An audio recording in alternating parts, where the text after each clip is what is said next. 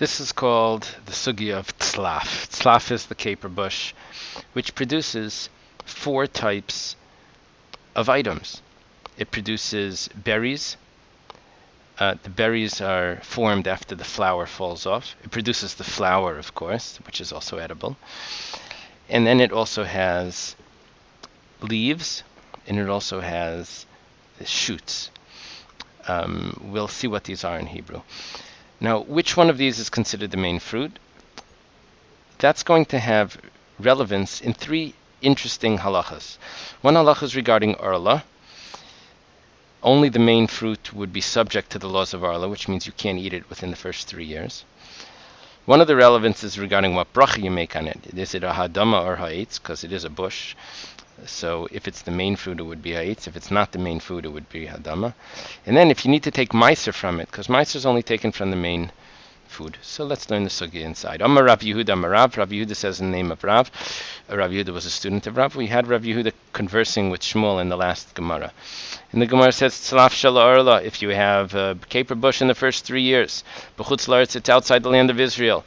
And we know outside the land of Israel, arla is only a halacha l'Moshe Misinai. It doesn't have the same strength, same severity as in the land of Israel, and we're going to see the difference. So Zayrek Yasev Yoinos, you need to throw away the berries. Throwing away the berries means that the berries are the main fruit. Va'ichel esa kafrisin, but you're allowed to eat the flower buds because that's not the main fruit, so it's not subject to arla. The Gemara asks, after stating this statement in the name of Rav, L'meimra, is this to say the Evyonis Peri, that the berries are the fruit, the kafrisin lav peri, and the flower buds are not the fruit, which is interesting because the flower buds are the fruit that we have today.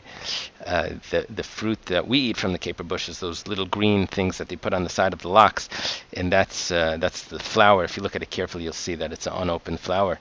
There is a Gemara that tells us that when Mashiach comes, the trees will give fruit every day, and someone laughed about that. One of the students laughed at Rabbi Gamliel that said that, and the Gemara says that he took him outside, he showed him the caper bush, which gives fruit every day. Now, I assume what that means is that the flower falls off, and immediately there's already a small fruit that's there. It also says that it's hard to uproot them from the ground. And the Jewish people are actually compared to the caper bush because it's let's say that's alluding to the ineradicability, that we don't go away. We're here to stay. Okay. So now the Gemara says that the kafrisin, the flowers, are not the fruit. Veraminu, but I'll ask you a contradiction. Almine nitzba, and this is a quote from Tanoim, on types of produce of the caper bush, nitzba and tzlaf. Tzlaf is the bush, and nitzba, mine nitzba are the products of the bush. So al ha'alim v'al maris, on the leaves and on the shoots. Omer, he says, Bayrei priya adama. You say Bayrei priya adama. This is not the main part of the tree, obviously. And on the berries, and v'ala kafrisin, and on the flower buds, what do you say? You say who creates the fruit of the tree. This means that this is the main part of the tree. So now our question is, that why are you telling me that the kafrisin are not the main fruit? You make a eitz on it, that's pretty good. That means that it should be the main fruit. Why are you allowed to eat it if it's arla? You should have to throw it away as well, these flower buds, those green little things that are on the side of the locks, or sprinkled all over it. So the Gemara says, no, there's actually machlekes, and Rav is going according to one opinion. Who, the Amar Rabbi Akiva, is going according to Rabbi Akiva, that's the abbreviation, Kir Rabbi Akiva. Titanan, as it was taught in the Mishnah, it's machlekes Rabbi Akiva and Rabbi Eliezer. Rabbi Eliezer says, tzlaf, a caper bush, misasher, you have to take meiser, that means 1/10 of the produce, midrabanan. What do you take? Tamaris ve'avyonos ve'kafrisin. You take 3 products. You take the shoots, the berries, and the flowers. You have to take meiser of them. That means all 3 products are considered the fruit, but not the leaves. Rabbi Akiva Omer, Rabbi Akiva says, Ein misasher, you do not take meiser, ella evyonis bilvad, only the berries themselves, mipnei shehu peri, because that is the fruit. That means that Rabbi Akiva does not hold that the kafrisin are the fruit. The flower buds are not the fruit. So when Rav said that Arla is only applicable to the berries and not to the flowers, he's going according to Rabbi Akiva, who says regarding meiser that the only fruit is the berries and not the flowers. So if Rav holds like Rabbi Akiva, so then it makes sense why he only said that Arla is applicable to the berries. The Gemara now asks, V'neima halacha Rabbi Akiva, why doesn't Rav say that the halacha is like Rabbi Akiva?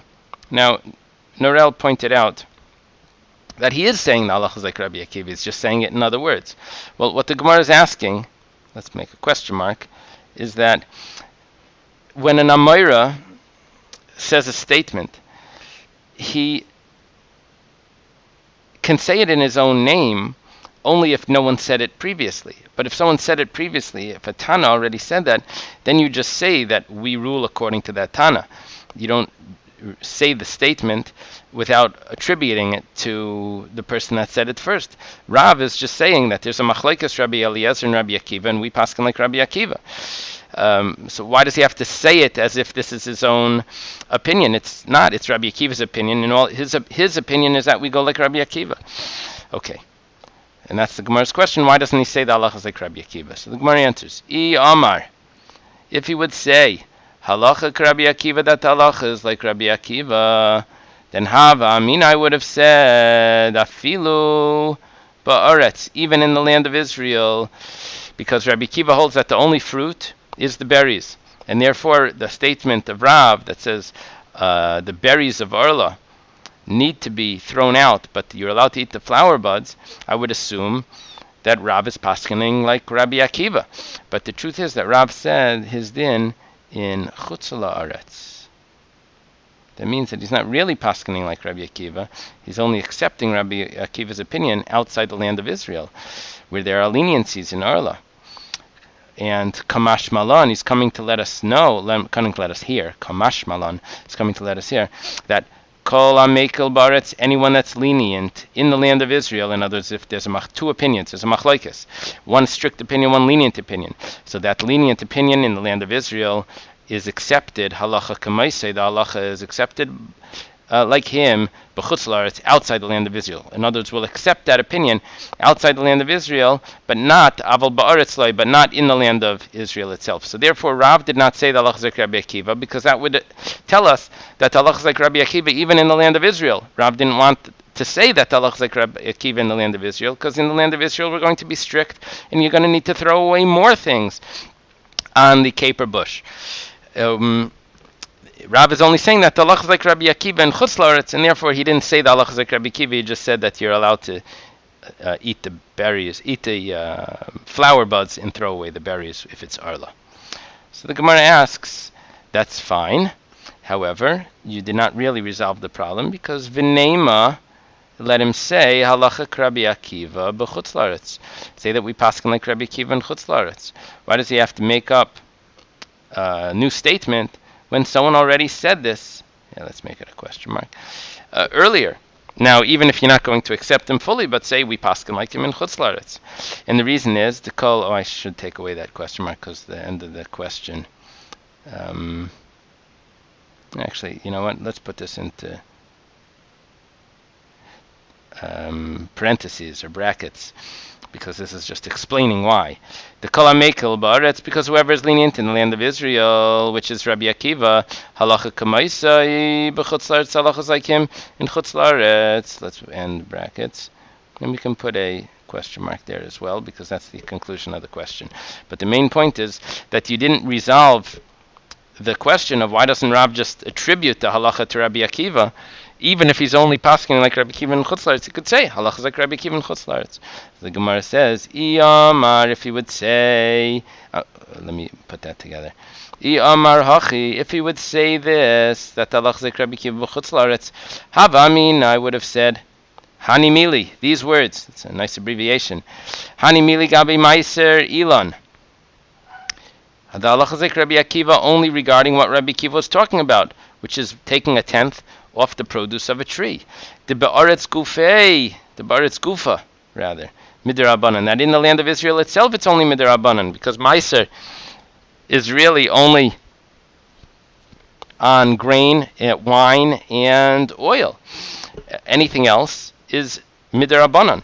And so therefore, taking a tenth off the produce of trees, which is derabanan in the land of Israel, and to take it one step further to chutz la'aretz, I would say that if in the land of Israel it's derabanan, then we can definitely be lenient in chutz la'aretz on meiser ilan.